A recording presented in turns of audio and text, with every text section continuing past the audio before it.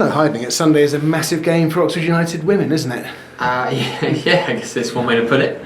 Obviously, yeah, the calibre of the opposition we're playing against, they haven't lost the game yet. But we'll be ready for them. They haven't come across us yet, so let's see how that goes. That's the sort of challenge you like, isn't it? A team that hasn't lost yet. Exactly the sort of challenge you absolutely. like. Yeah, it's a mentality thing for us, and it's, if you look at how we've been the last 2-3 games and the way we've reacted after our last setback, I think we've built up very well, been very professional, and we're in a good place leading into this game. I also look at it, and ignoring the fact someone's reversing a lorry outside the window, I look at it, this is your last game of the year, isn't it? So compare it to where you were a year ago. Chalk and cheese, this club, the women's side of Oxford United, is moving forward at some pace now. Yeah. I think the different conversations we've had, I think, is just sort of picked up on the different progress we're making as we go on.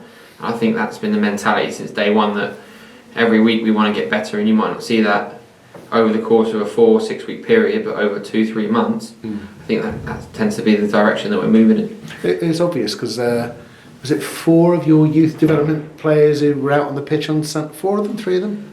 So far this season, 4 of the development team players have made their debut for the first team, which, considering the team was put together last year, and there was a number of girls who made their debut last year which haven't featured yet.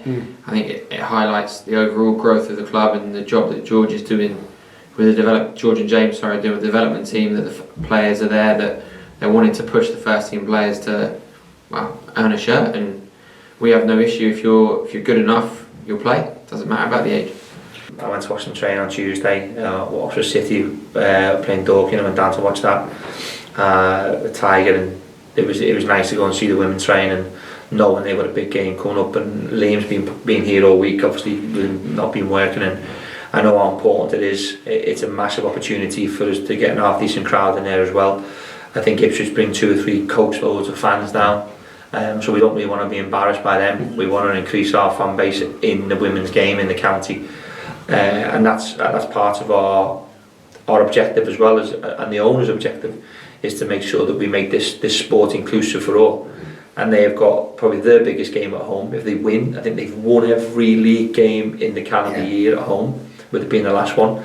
So that in itself is a great achievement. I think between the two of us up to now we've only lost 1 in this calendar year at home, which is brilliant. But it's they're a massive part of the football club.